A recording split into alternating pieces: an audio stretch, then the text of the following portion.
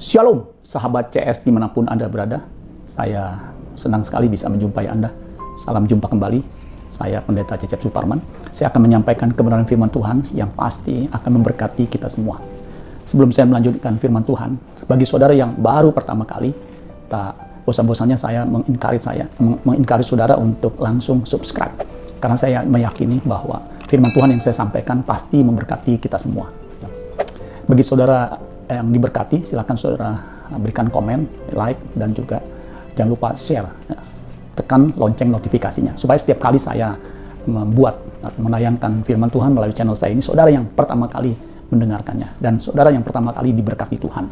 Saudara-saudara sekalian, pada tanggal 17 Agustus yang lalu, ya, bersama dengan seluruh bangsa Indonesia, rakyat Indonesia, kita memperingati Hari Kemerdekaan. Ya. Dirgahayu Kemerdekaan Indonesia. Ya, selamat ulang tahun ke-77. Republik Indonesia merdeka, ya, haleluya, saudara.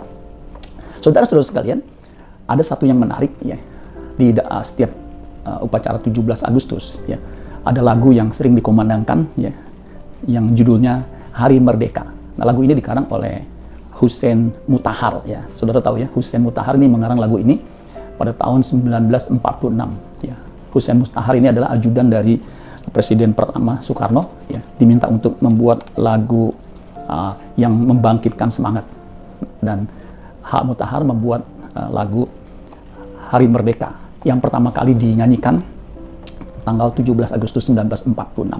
Nah, yang menarik, satu kalimat di dalam syair lagu itu adalah selama hayat dikandung badan. Nah, ini juga menjadi judul khotbah saya, selama hayat masih dikandung badan, ya.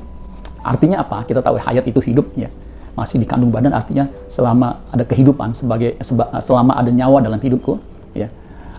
Ya, syair itu mengatakan tetap setia, tetap sedia, ya, apa? Mempertahankan Indonesia, tetap setia, tetap sedia membela negara kita, ya. Itu kalimat patriotik sekali, ya, yang juga patut kita renungkan, saudara, ya. Saudara, kita buka Alkitab kita dalam Ayub pasal 27 ayat 1 sampai 4.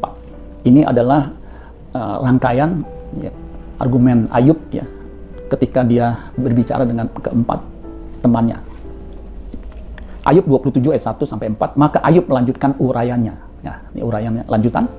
Demi Allah yang hidup, yang tidak memberi keadilan kepadaku, dan demi yang maha kuasa yang memedihkan hatiku.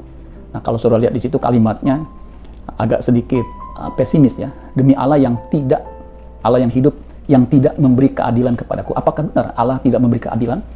Bagi Ayub saat itu, ya, dia hidup saleh, jujur, benar, takut akan Allah, tapi mengalami penderitaan. Memang sebuah ketidakadilan, ya. Dan demi yang maha kuasa yang memedihkan hatiku. Bagaimana tidak pedih hatinya, ya. Anaknya 10 meninggal, harta bendanya ludes, istrinya meninggalkan dia karena tubuhnya penuh dengan borok, sakit dari ujung kepala, dari atas kepala sampai ujung kaki, ya. Tetapi yang luar biasa, dalam keadaan yang menurut manusia Tuhan tidak memberi keadilan dan keadaan yang memedihkan, ayat 3 perhatikan. Selama nafasku masih ada padaku dan roh Allah masih di dalam lubang hidungku, maka perhatikan, bibirku sungguh-sungguh tidak akan mengucapkan kecurangan dan lidahku tidak akan melahirkan tipu daya. Ini luar biasa, saudara, ya. Tekad dari Ayub ini di tengah keadaan situasi yang memedihkan, menyedihkan, dia berkata, ya, selama nafasku ada padaku, roh Allah masih ada dalam lubang hidungku, bibirku sungguh-sungguh tidak akan mengucapkan kecurangan dan lidahku tidak akan melahirkan tipu daya. Ini luar biasa tekad dari Ayub, ya, di tengah keadaan seperti itu. Saudara, saya beritahu saudara, menjaga perkataan kita untuk tetap senantiasa benar itu tidak mudah, ya. Ada yang mengatakan, ya, diperlukan waktu 2-3 tahun untuk manusia belajar berkata-kata. 2-3 tahun belajar berkata-kata atau berbicara. Tetapi perlu waktu minimal, ya, 50 tahun manusia menjaga perkataannya agar tidak menyimpang, ya. Ini luar biasa, saudara sekalian. Jadi di sini kita lihat ada tekad dari Ayub yang luar biasa di tengah keadaannya yang memedihkan, di tengah dia merasa tidak diperlakukan dengan adil, ya. Ada terjemahan bahasa Indonesia masa kini mengatakan begini, ya, untuk ayat 3 dan 4 Ayub 27.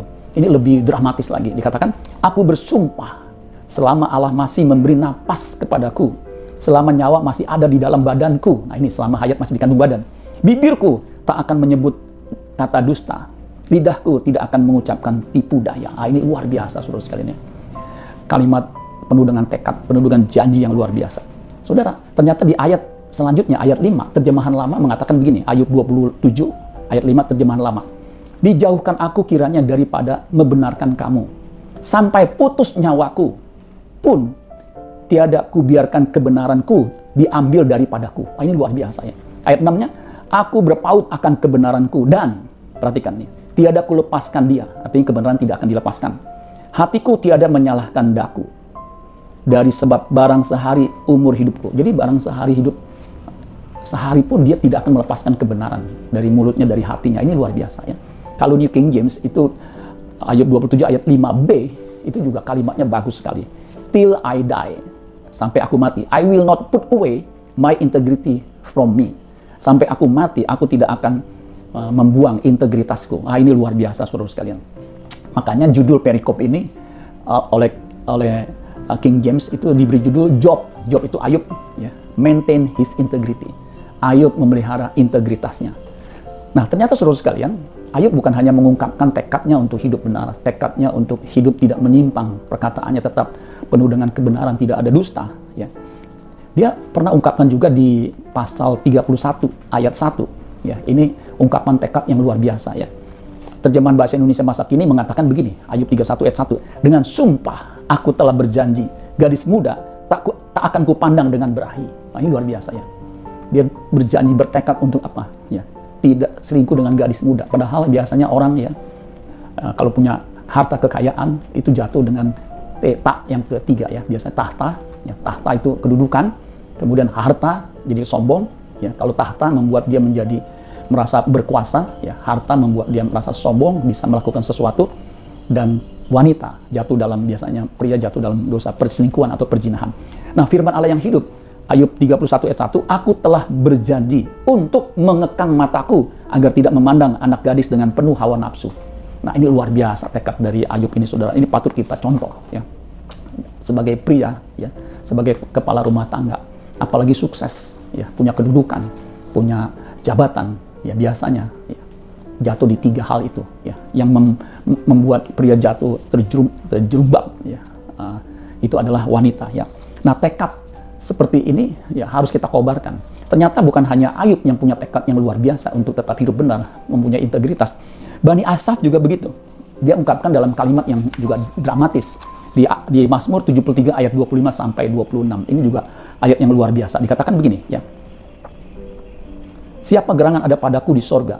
Selain engkau, tidak ada yang kuingini di bumi. Sekalipun dagingku dan hatiku habis lenyap, gunung batuku dan bagianku tetaplah Allah selama-lamanya. Ini luar biasa, saudara sekalian. Ini luar biasa. Ya. Jadi pemazmur Bani Asaf, ya, dari Bani Asaf, dari suku Asaf, ya, suku Lewi. Ini juga luar biasa ya. Dia tetap berpegang kepada Allah. Ya. Siapa gerangan ada padaku di sorga? Ya, ini luar biasa. Selain engkau tidak ada yang kuingin di bumi. Dia hanya menginginkan Tuhan, sang kebenaran itu. Sekalipun dagingku dan hatiku habis lenyap. Artinya tubuh fisiknya hancur, ya, gunung batuku bagianku tetaplah Allah selama-lamanya. Luar biasa. Nah, bagaimana dengan orang Kristen masa kini zaman now? Apakah punya tekad yang sama? Saya yakini, ya, ketika kita percaya Yesus, ada Roh Kudus dalam diri kita, kita dimenteraikan oleh Roh Kudus, ya, kita punya tekad yang sama. No option, tidak ada opsi lain, tidak ada pilihan lain. Kita juga harus bertekad hidup benar di hadapan Tuhan, ya, di hadapan sesama. 1 Tesalonika 4 ayat 7 sampai 8. Ini kalau saya beri judul no option, ya. 1 Tesalonika 4 ayat 7, Allah memanggil kita bukan untuk melakukan apa yang cemar, melainkan apa yang kudus. Ini jelas panggilan kita sebagai orang Kristen, bukan untuk melakukan apa yang cemar, melainkan apa yang kudus. Ayat 8, karena itu siapa yang menolak ini bukanlah menolak manusia, melainkan menolak Allah yang telah memberikan juga rohnya yang kudus kepada kamu. Jadi orang percaya, umat Allah itu juga dipanggil untuk apa? Tidak melakukan apa yang cemar, melainkan apa yang kudus. Kalau kita menolak hal ini, menolak untuk melakukan hidup kudus atau tidak melakukan apa yang cemar, kita bukan menolak manusia, tapi menolak Allah. Orang yang menolak Allah itu pasti binasa, saudara sekalian. Ini sama dengan Ayub, ya, kalau kita baca tadi Ayub 27 ayat 5b, itu juga dikatakan begini, sampai mati pun ku pertahankan bahwa aku tak cemar. Nah, ini luar biasa nih ya. Ayat 6b-nya, hati nuraniku rohku pun bersih selalu. Nah, ini luar biasa. Ya. Amsal juga pernah berkata, Amsal 4 ayat 23, jagalah hatimu dengan segala kewaspadaan, karena dari situlah terpancar kehidupan.